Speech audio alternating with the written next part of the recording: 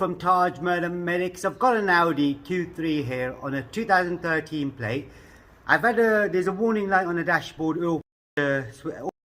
on basically the sensor's faulty. Now the sensor we're doing is this one right here. I'm sure you may have seen something like this before, and that's the sensor right there under the sampan. Now to undo it, I've already taken this cover off.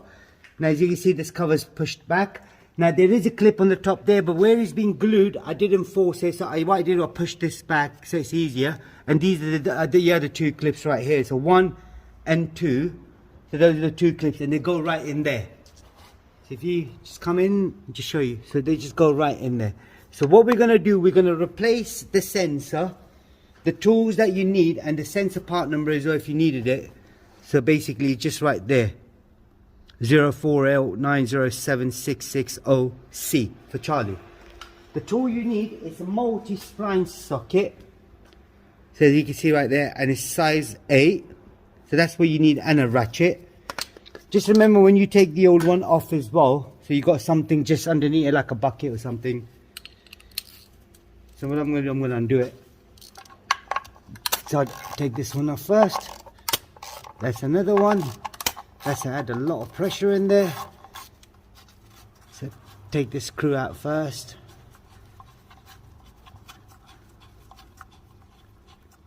You need to put the screw somewhere safe, so I then can put it back. Get this one out. Who likes the noise of a ratchet, hey? That's done. And then the last one. I've already drained the oil in this anyway, so that's what you've got to do. Drain the oil first before you remove the sensor, otherwise you're going to have a problem. So take the third one out. I might need a screwdriver to wedge in, but before I do that, I'm just going to try to see if I can just pull it out without putting the screwdriver in. That's brilliant. That's just come out straight. So this is it basically. Now if you want to see the part number on this as well, just right there. But this has got a G on it for some reason, that one's got a C. It don't matter, we got the right one from the dealers. I didn't clean that area, so make sure that's all nice and clean. Because it is an aluminium bracket. Right, so it is an aluminium bracket, so it's an aluminium sampan, sorry. Just make sure you clean it nicely. So that's all nice and clean now. So what I'm going to do, once I put the sensor back on, I will then use brake cleaner around here, clean this up as well.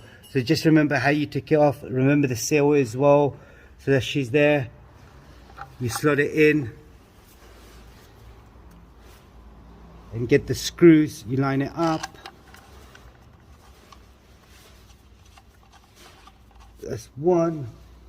Get the second screw. I line that up as well, and then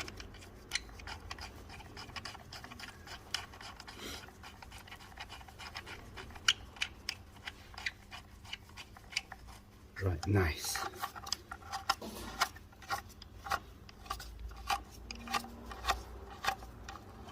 Nice.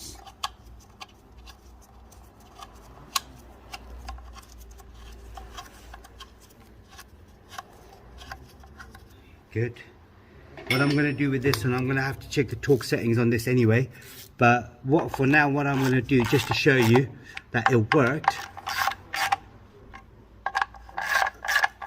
so I just nip it up. So do this, 1 2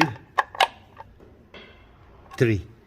So we're going to check, we're going to bring the car down. I'm not going to put anything else back together yet. I'm just going to top it up with oil, and then just check the warning light. So we just leave this here for a minute, tighten the sump.